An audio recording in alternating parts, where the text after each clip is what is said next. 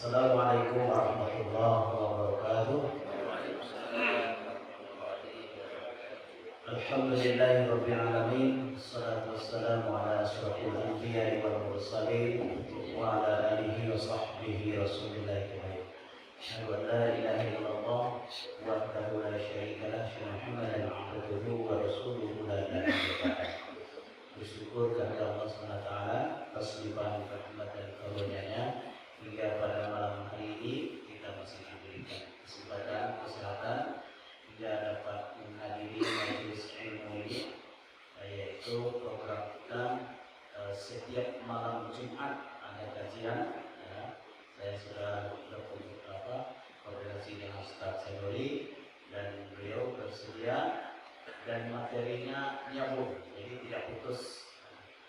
Insyaallah materi yang akan beliau sampaikan adalah kitab hadis Riyadhus Shalihin. Sampai bulan puasa habis saya.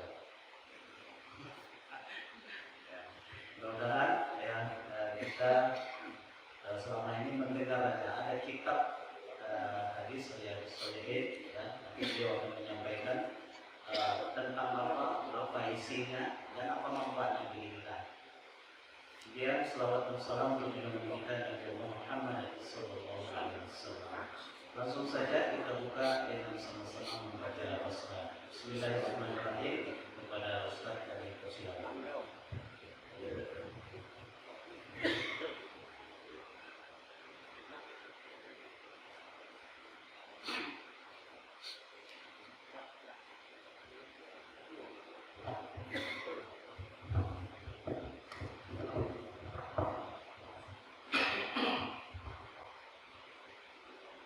Bismillahirrahmanirrahim. Assalamualaikum warahmatullahi wabarakatuh.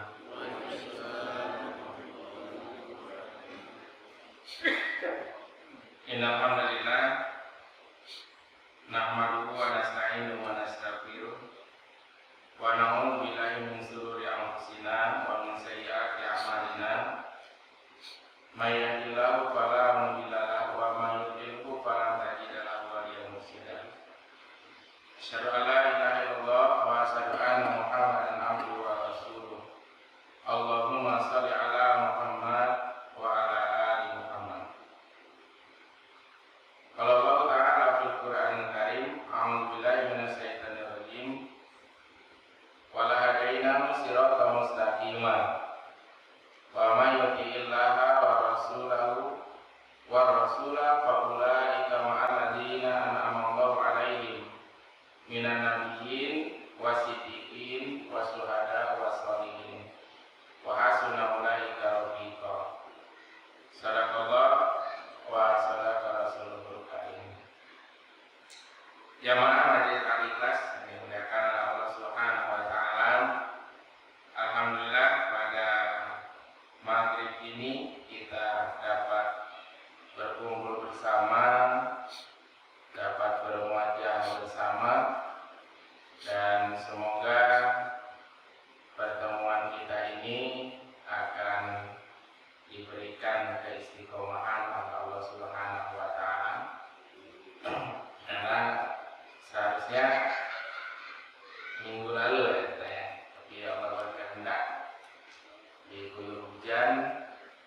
Alhamdulillah pada maghrib ini baru kita dapat melaksanakan kegiatan yang kita rencanakan ini. Dia yang muliakan Allah. Kalau kita kajiannya, yang maafnya, misalnya seperti Maulid Nabi, itu kan datang ustaz yang satu, kemudian datang yang lainnya, materinya agak sulit kalau berkesinambungan kan seperti itu.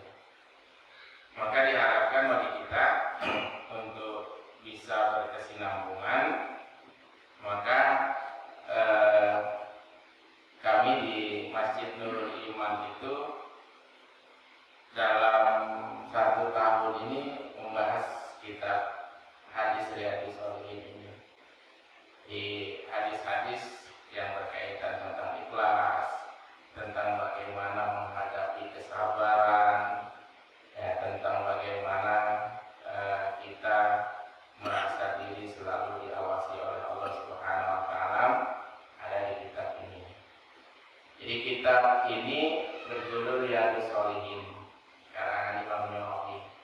Riyadh itu berasal dari kata raudhah.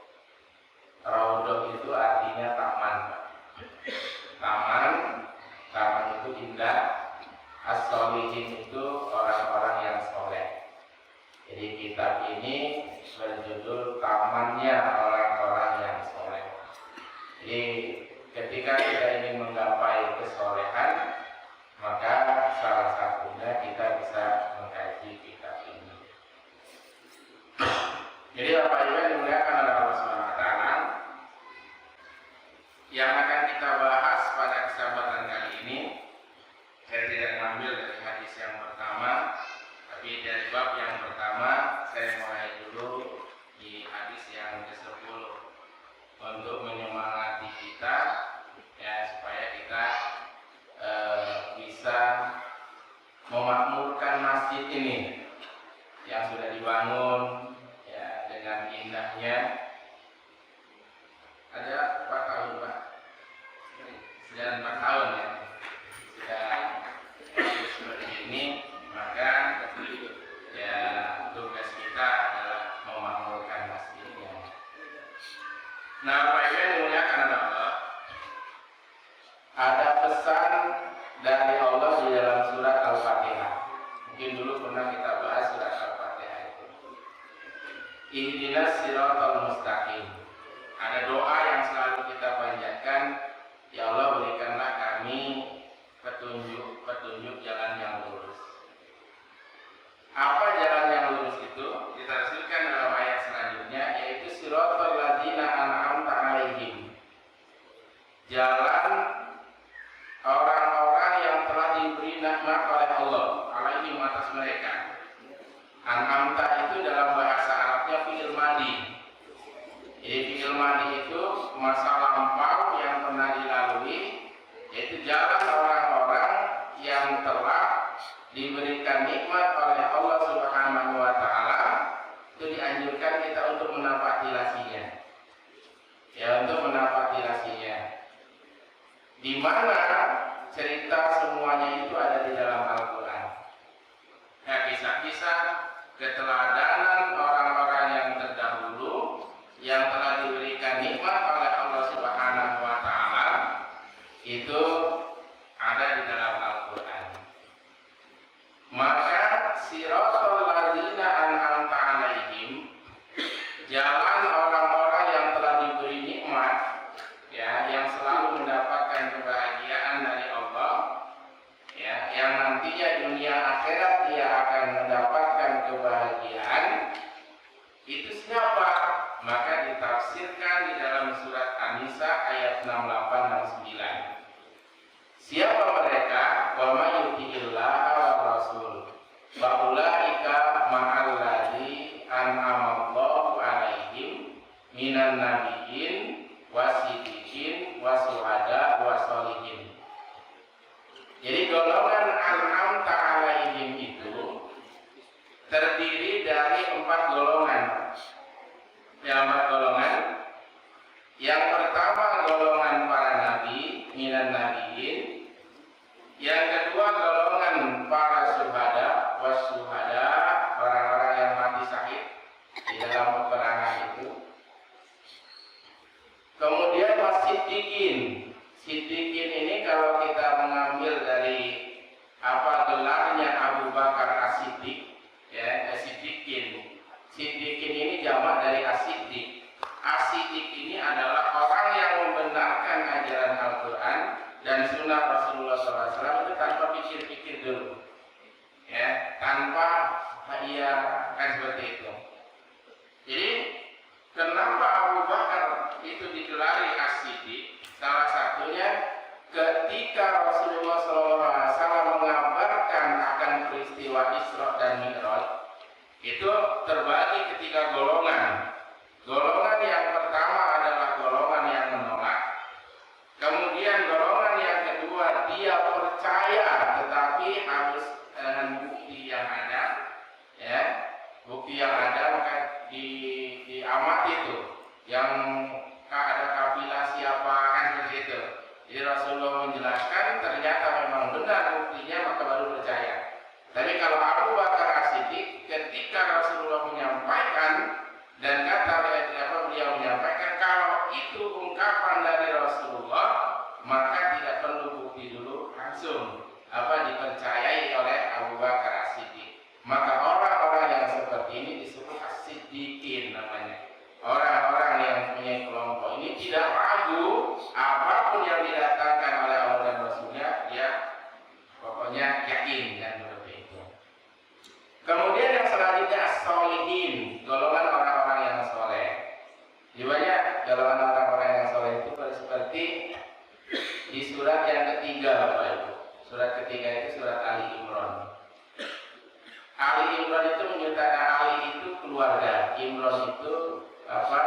menjelaskan atau menceritakan tentang keluarga Imran.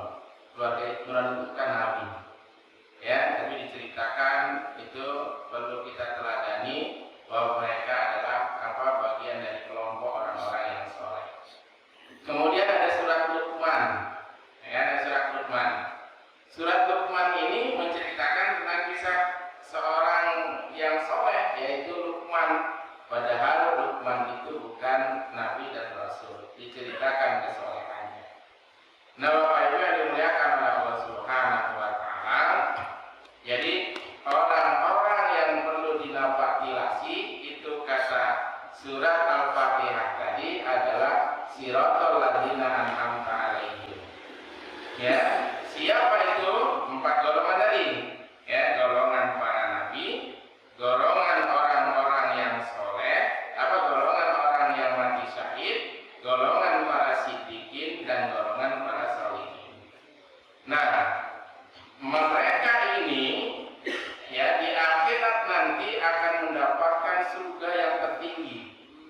Surga yang tertinggi, 4 golongan ini mereka akan dikumpulkan bertetangga dengan para nabi dan rasul. Nah, hadirin yang dimuliakan oleh Allah Subhanahu wa Ta'ala, lalu bagaimana dengan yang kita ini? Ya, bagaimana yang kita ini? Maka ada kabar dari Allah dan Rasulnya ketika kita ingin mencapai derajat mereka, maka ada beberapa hal yang bisa kita laksanakan. Saya lupa ayatnya, kalau nggak salah dalam surat At-Taubah. Mungkin Bapak Ibu pernah mendengar Nabi menyampaikan jangan semua orang berperang. Ada tidak?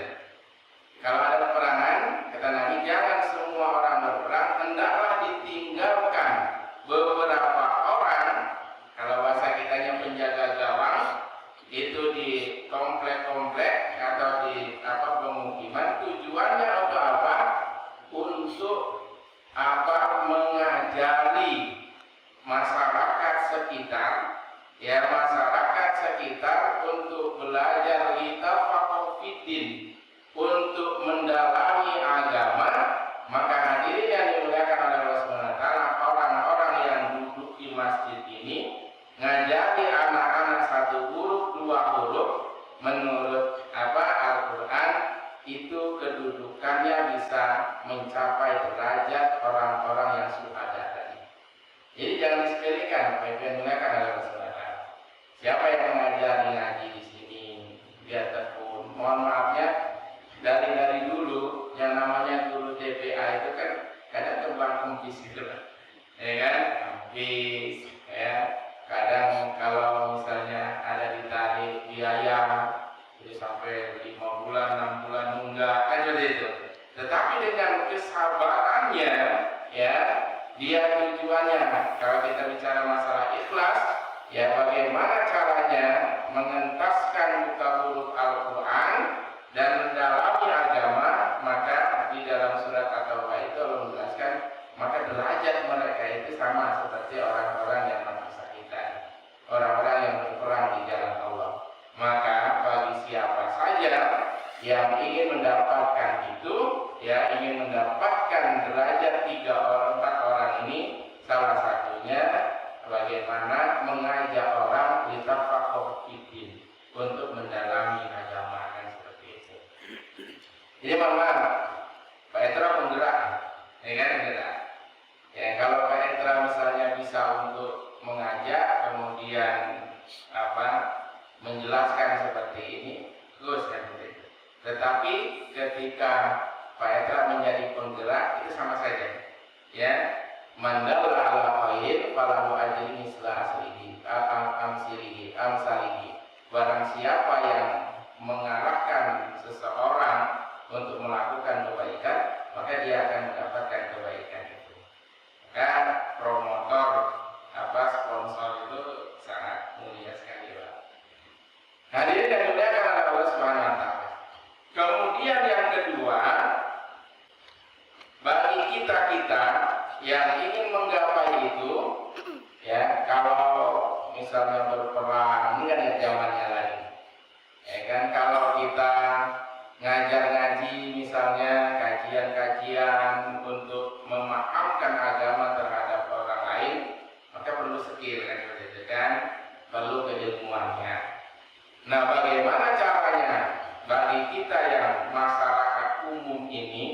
Yang ingin menggapai itu, kehadirin yang dimuliakan oleh Allah Subhanahu wa taala, kita ambil dari kisah keteladanan dari asbabun nuzulnya surat An-Nisa ayat 6869 ini diambil dari seorang sahabat yang namanya Sauban. Mungkin dulu pernah saya ceritakan. Sauban itu adalah seorang sahabat yang tidak dikenal. Ya, tidak dikenal. Tetapi beliau menjadi asbabun nuzul dari ayat ini. Kemudian para sahabat bertanya kepada Rasulullah, apa sebenarnya keunggulan Sauban itu? Karena Sauban itu kalau sholat itu berada di pojokan sebelah kanan gitu. Dia selalu sholat berjamaah di masjid. Nah, hadirin yang dimuliakan oleh Allah, maka jawaban dari pertanyaan para sahabat tentang keistimewaan Sauban itu terjadi ketika waktu subuh. Sauban ini adalah orang yang aktif melaksanakan sholat berjamaah di masjid. Nah, ini nggak dimuliakan oleh Allah SWT. Subuh itu nggak muncul Sauban ini. Ya, ketika ditunggu oleh Nabi, kita tunggu dulu. Sauban biasanya sudah nyampai ini. Ya, coba kita tunggu berapa lama ditunggu, berapa waktu ditunggu, belum juga muncul. Maka Nabi pada waktu itu melaksanakan sholat subuh berjamaah, dan ketika salam dilihat Sauban juga belum muncul juga. Maka itu salah satu tujuan dari Rasulullah untuk membalikkan badannya, apakah ke sebelah kanan ataukah lurus ke belakang, balik kanan, itu tujuannya untuk melihat para sahabatnya. Nah, hadirin yang dimuliakan oleh Allah SWT, ketika Sauban juga tidak muncul, maka pada waktu itu Rasulullah dengan para sahabat memutuskan untuk berkunjung ke rumah Sauban. Hadirin yang dimuliakan oleh Allah SWT, ternyata Bapak Ibu yang dimuliakan oleh Allah, karena dulu belum ada teknologi alat komunikasi, pada malam harinya ternyata Sauban meninggal dunia. Ya, Sauban itu meninggal dunia. Lalu ditemuilah istrinya, maka istrinya itu ditanya, apa pesan terakhir dari Sauban itu? Kata istrinya, tidak ada. Tapi ada dua kalimat di akhir hidupnya yang dia sampaikan, dan saya tidak mengerti, kata istrinya itu. Yang pertama, ya Allah, kenapa tidak lebih jauh lagi? Dan yang kedua, ya Allah, kenapa tidak yang baru? Hadirin yang dimuliakan oleh Allah SWT. Maka Rasulullah pada waktu itu mengumpulkan para sahabat, termasuk istrinya di situ, maka menyampaikan hadis. Ya, kalau di sini di hadis yang ke-10 diriwayatkan oleh Abu Hurairah. Hadis yang ke-10 di hadis Riyadhus Shalihin ini bab tentang ikhlas. Saya loncat dulu yang hadis yang ke-10 ini, nanti baru kita ke hadis pertama dan kedua dan selanjutnya. Karena ini saya ingin setelah pertemuan ini kita ada semangat untuk melakukan masjid. Nah, Bapak Ibu dimuliakan Allah. Belum dijelaskan apa penyebab jawaban dari dua kalimat itu. Kenapa tidak lebih jauh? Kenapa tidak yang baru? Itu saja yang diungkapkan. Nah, maka Rasulullah mengumpulkan para sahabat, diceritakan yang ikut pada waktu itu berkunjung ke rumah Sauban, diceritakan bahwa Nabi menyampaikan, ya, sholatul jami' tazidu ala sholatihi fi baitihi wa sholatihi fi sauqihi khamsa wa isrina darajah. Kalau di kitab yang lain itu sholatul jamaah fil masjid, beda. Sholat berjamaah di masjid tazidu ala sholatihi fi baitihi wa sauqihi, yaitu dilebihkan pahalanya daripada sholat berjamaah di rumah dan di pasarnya. Ya. Dan kalaupun kita melaksanakan sholat berjamaah di rumah misalnya, ataupun di tempat perniagaan, itu tidak bisa menandingi pahala orang melaksanakan sholat di masjid. Di dalam hadis yang apa keterangan yang lain itu bid'u iswa isrina darajah. Itu kelipatannya lebih dari 20 derajat. Ya, 20 kali lipat dibandingkan dengan sholat di rumah dan sholat di pasarnya atau di tempat perniagaannya. Nah, hadirin yang dimuliakan oleh Allah Subhanahu wa taala. Jadi lebih dari 20 itu dari berbagai keterangan hadis ada yang 23, ada yang 27 dan yang paling tinggi itu 29 kali lipat 29 derajat dibandingkan dengan sholat di rumah. Ini hadirin yang dimuliakan oleh Allah Subhanahu wa taala. Lalu bagaimana tata cara kita melaksanakan sholat di masjid ini? Ini terutama bagi bapak-bapak. Maka yang perlu kita lakukan adalah persiapan. Iza kuntum ila sholat, jika kalian mau melaksanakan sholat, kuntum itu berdiri dengan dengan sengaja dan direncanakan pada sholat. Ya, iza kuntum ila sholat faksilu wujuhakum. Kalau di sini dalam hadis ini, ya, fa inna ahadukum idza tawaddo'a. Ketika mau melaksanakan sholat, dia bersiap-siap dulu, ya, di rumah wudunya. Bersih-bersih dulu, persiapan sholat apapun juga yang 5 waktu itu, maka dianjurkan oleh Nabi untuk bersucinya itu di rumah, Pak. Kalau di sini tempat batal, kalau kita batal baru kita melaksanakan dulu di sini. Lalu apa kemuliaannya apabila kita berwudu di rumah? Idza tawadda'a fa ahsana, kemudian dia menyempurnakan wudunya, wa atal masjid, dan dia mendatangi masjid, la yuridu illa shalah, tidak ada keinginan yang lain. Nah, ini makna keikhlasan. Tidak ada motivasi yang lain, tidak ada motivasi politik, tidak ada motivasi apa. Ketika dia pergi ke masjid, ya, maka dia juga dianggap sempurna di dalam melaksanakan sholat secara sempurna. Ini baru wudu, Pak. Ya. Ketika dia berwudu, wa akal masjidah la yuridu illa sholat, tidak menginginkan apapun juga dalam niatannya kecuali sholat. Ya, lam yakut khutuwatan ila rafa'ahu Allahu biha darajah. Ini tingkatannya. Nanti kita dari sedikit demi sedikit yang kita kumpulkan, maka bisa melambung derajat itu sampai ke derajat 4 kelompok kaki. Lam yakut khutuwatan ila rafa'ahu biha darajah. Tidaklah satu langkah yang dia ayunkan itu kecuali Allah mengangkat satu derajat dari langkahnya itu.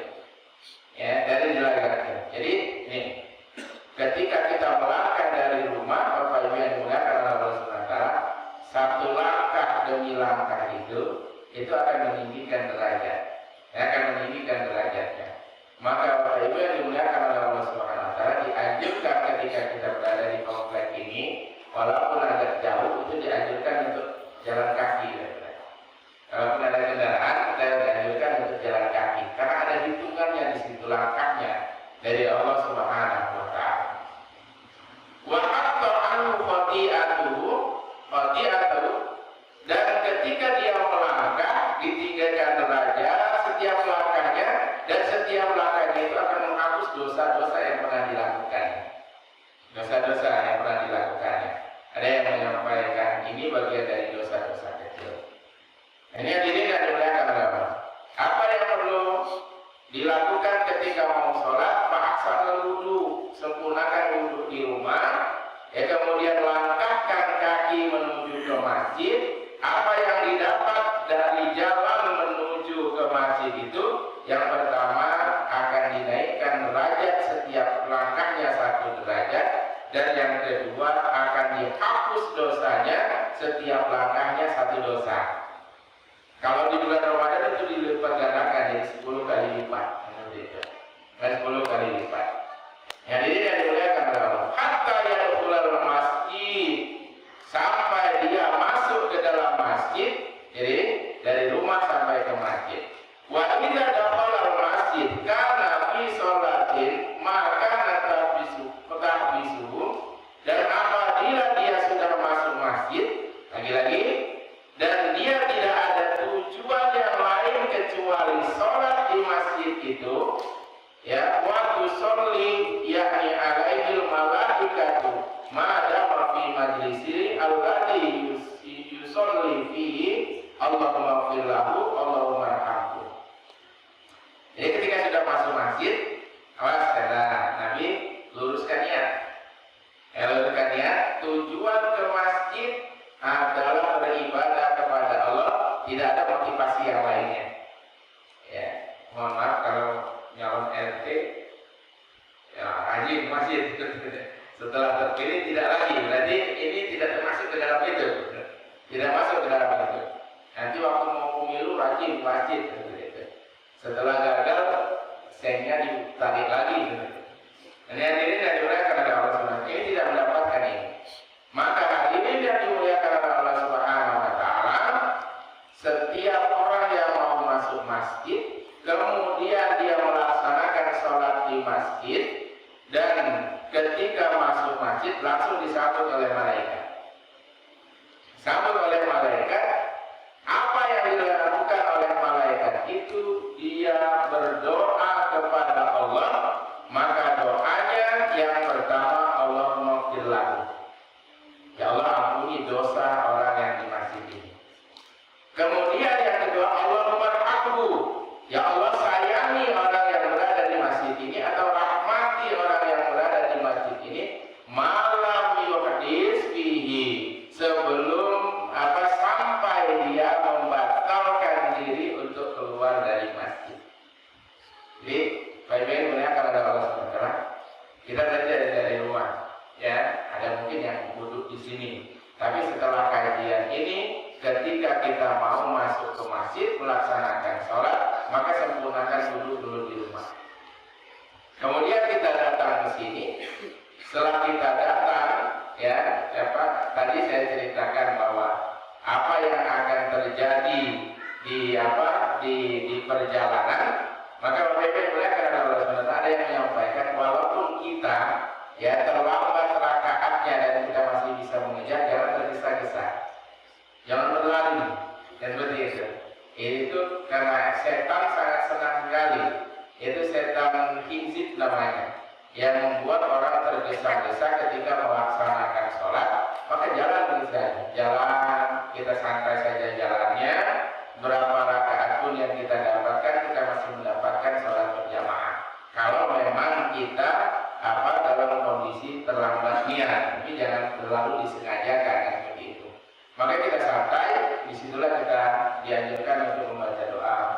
Allahumma ja'al fi qalbi nuro, wa fi lisani nuro, wa an yamini nuro, wa an simali nuro. Ya Allah, dalam langkah ini jadikanlah di dalam hatiku cahaya, di bawahku cahaya, di sampingku cahaya, di belakangku cahaya, kan seperti itu. Sehingga dengan cahaya itu bisa melindungi godaan setan dari godaan setan. Nah, hadirin yang dimuliakan oleh Allah SWT, sesampainya di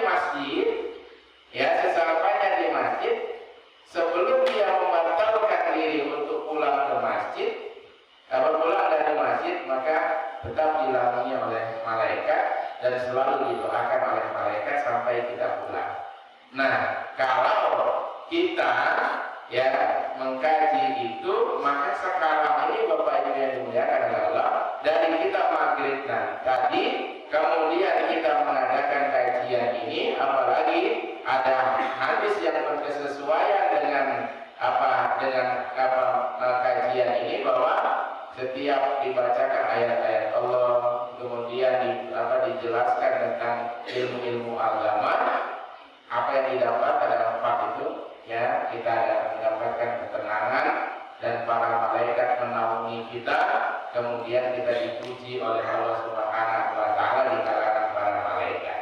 Ini hadirin yang dimuliakan oleh Allah Subhanahu wa taala, maka ketika kita belajar di masjid ini selalu didoakan oleh para malaikat. Doa malaikat itu sulit untuk tidak dikabulkan. Ya, sulit untuk tidak dikabulkan. Nah, hadirin yang dimuliakan oleh Allah Subhanahu wa taala, bagaimana cara kita mempercayainya? Maka menggunakan bahasa iman. Ya, bahasa iman. Karena ini tidak bisa dibuktikan dengan keilmuan. Ini yakin. Nah, kita berbicara tentang keyakinan.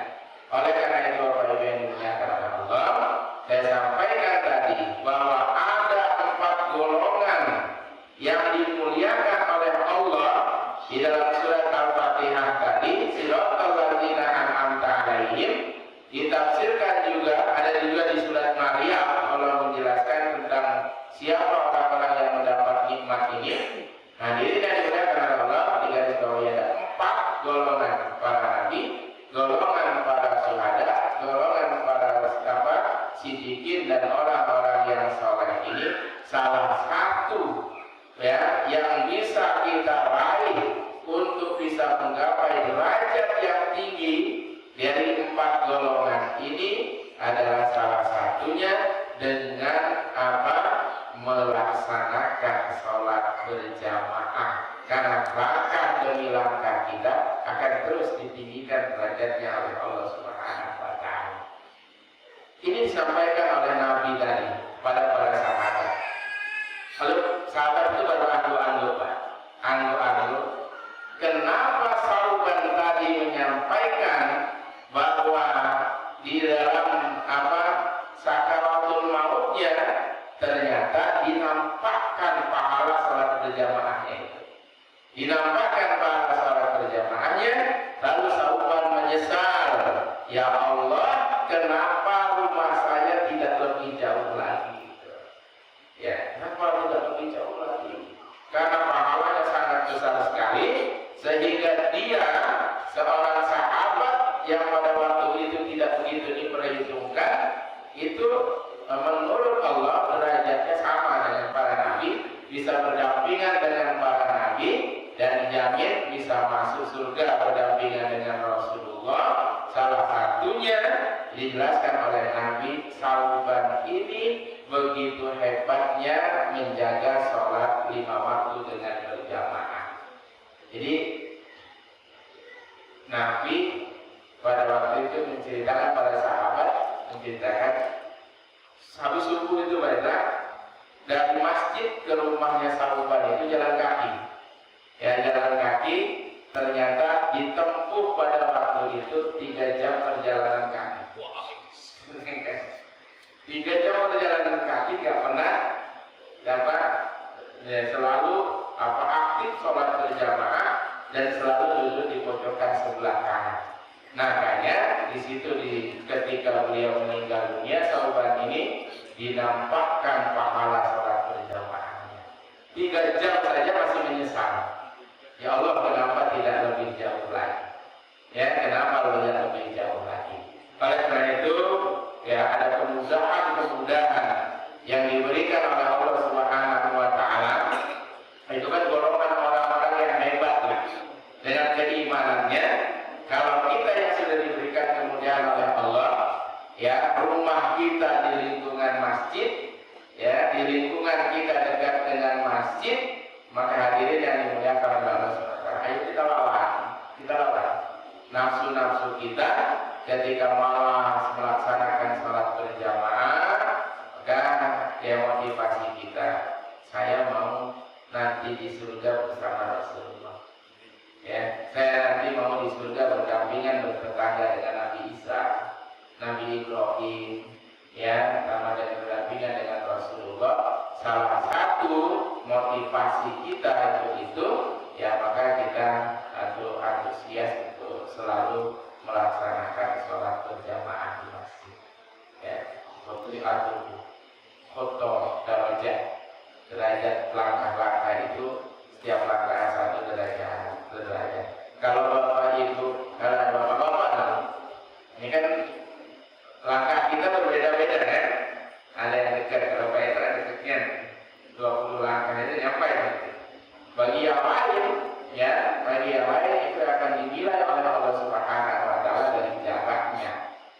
kesungguhan dia untuk melaksanakan ibadah di hadapan Allah Subhanahu wa taala. Jadi, baik-baik dimuliakan Allah Subhanahu wa taala. Ini motivasi bagi kita semuanya. Ayo, kalau kita terpaku mengambil pedoman kepada definisi sholat berjamaah itu sunnah muakkad, ya, dikerjakan tidak apa-apa, dikerjakan mendapat pahala, ditinggalkan juga mendapat tidak dosa, itu ya tidak termotivasi kita untuk melaksanakan itu. Tapi kalau kita istilahnya mengkaji hadis ini, ada motivasi bagi kita semuanya yang ingin menggapai kebahagiaan di akhirat nanti, menggunakan Allah Subhanahu wa taala, maka kejarlah itu. Ya, kejarlah itu. Ya. Jadi dan menggunakan Allah Subhanahu wa taala. Paling lama 15 menit akan begitu. Tapi memang tantangannya sangat berat sekali ya bagi kita semuanya. Ya, itu mari cara kita salah satu untuk menguatkan ibadah kita, keimanan kita, banyak berkumpul seperti ini dengan orang-orang yang soleh.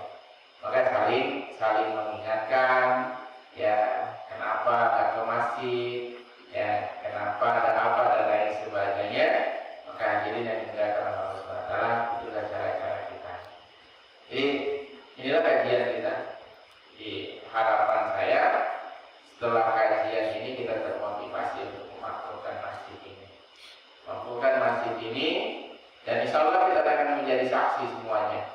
Ya, dari semuanya di dalam surat Ali Imran itu, ketika seseorang berada di tepi jurang neraka, fi hufrati minan nar, sudah ditetapkan oleh Allah masuk ke dalam neraka, ternyata ada kelompok orang yang bisa menyelamatkan orang itu.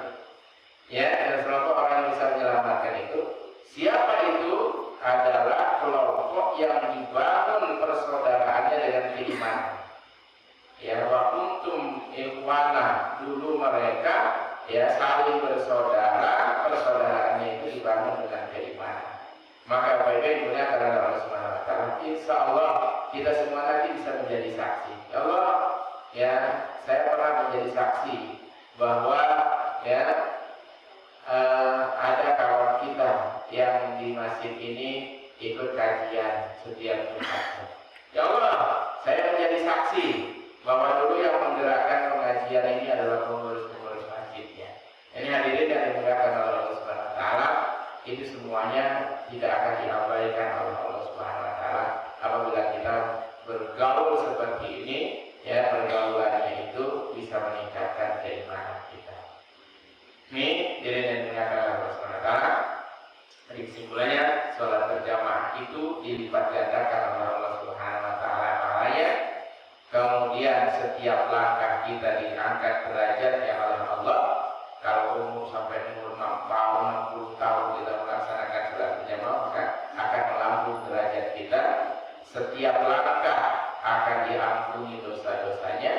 Ketika di masjid itu disambut oleh malaikat dan didoakan dengan dua doa, ya Allah ampuni orang ini, ya Allah rahmati orang ini, ya, dan terus akan dilakukan malaikat itu akan berdoa sampai kita kembali ke rumah kita. Jadi sekarang ini masih, Pak. Ya, kalau kita meyakini itu kita masih belum membatalkan wudu, belum kita mau kembali ke rumah. Ya, setelah sholat kita mengadakan kajian, kemudian dalam hadis lain pun kita berjejalan para malaikat untuk mendoakan kepada Allah. Dan sekarang kalau kita punya keyakinan bahwa sekarang kita lagi dipuji-puji oleh Allah di kalangan para malaikat. Jadi yang dimuliakan oleh Allah Subhanahu wa taala, pertemuan kita yang sekarang ini ya kita cukup satu hadis saja dulu, jangan panjang-panjang. Yang penting aplikasinya dalam kehidupan kita sehari-hari. Ayo kita makmurkan masjid ini dengan apa? Dengan melaksanakan sholat berjamaah. Mudah-mudahan ada manfaatnya. Terima kasih.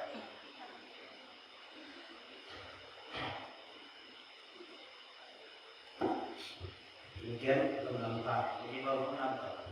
Kalau dengar kajian ini semakin rasanya kurang waktu ya, yang nampak antusias dari jemaah ini mungkin ingin bertanya.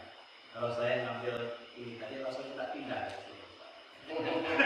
Iya, terlalu dekat.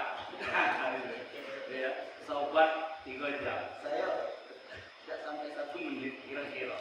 Kalau kita ambil, rasa nak pindah kemana lagi ya? Biar jauh mungkin kita mungkin ada Bapak Ibu ingin bertanya, kita sholat Isya masuk jam 19.14 menit, 4 menit. Silakan kita gunakan. Silakan masuk.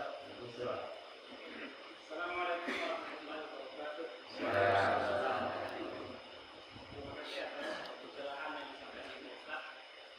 Tapi sebelumnya menanggapi yang Pak Itra tadi, sebenarnya tidak perlu pindah rumah. Sholatnya ke Jaya. Tidak tinggal. Ya.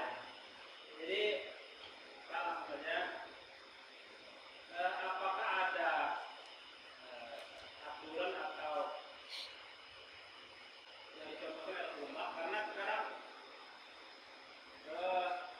ketika komat, ya, kita masih agak berleha-leha, ya. Masih agak santai. Sekarang masih santai, masih dulu. Apa yang saya dengar itu ada katanya ketika pada masih sekolah itu semuanya harus bertugas. Apa ada aturan seperti itu? Dengan pencerahan. Nah, ya. Jadi ketika Al-Quran itu menyampaikan kalimat ya ayyuhalladzina amanu, itu biasanya kata iman itu akan diiringi dengan kata perintah atau larangan. Ya ayyuhalladzina amanu idza kuntum ila shalah. Maka ketika Allah memanggil kita apakah untuk meninggalkan larangan ataupun melaksanakan perintah, maka iman itu bagi orang yang meresponnya ada 3. Ya, yang pertama merespon secara kuat, kemudian yang kedua merespon dengan biasa-biasa saja, atau meresponnya dengan lemah kan begitu.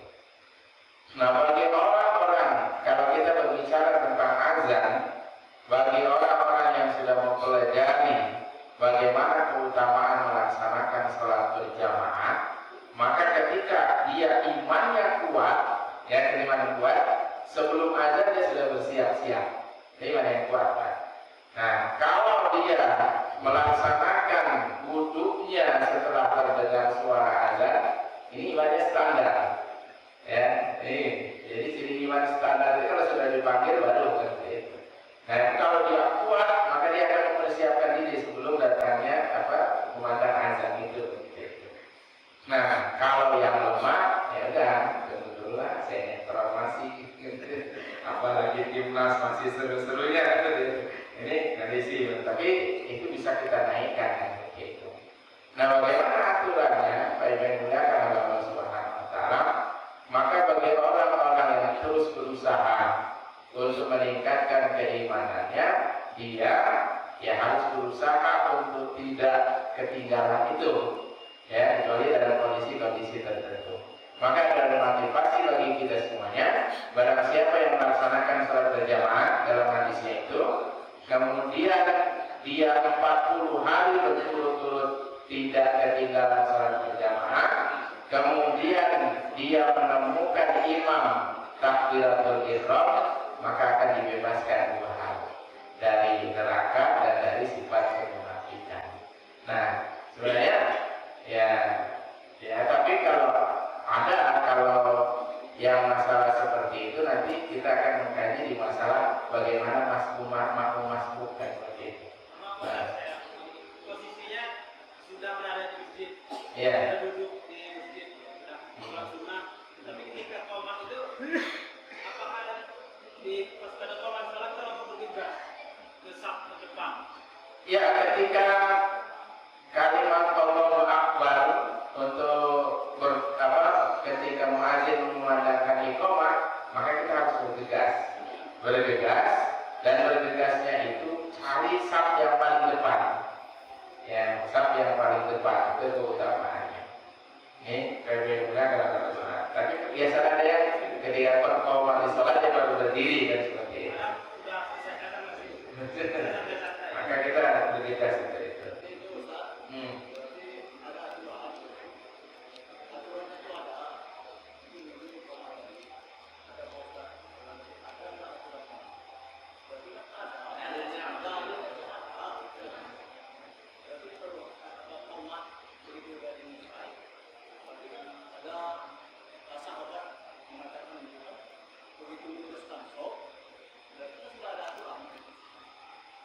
Nah, yang ditanyakan tadi apakah ada ketentuan berdirinya ketika konfirmasi sholat kan itu? Ya, kita coba cari nanti bagaimana itu. Oke, mungkin itu. Baik, kita akan terus. Terima kasih, Bapak. Demikian malam hari ini karena waktu sudah masuk ya, kita sambung di minggu depan ya. Ya, Jumat malam Jumat minggu depan kita sambung lagi ya, karena waktu terbatas. Nah, setelah Isya kalau sudah ada di luar acara kan juga boleh bertanya. Demikian kami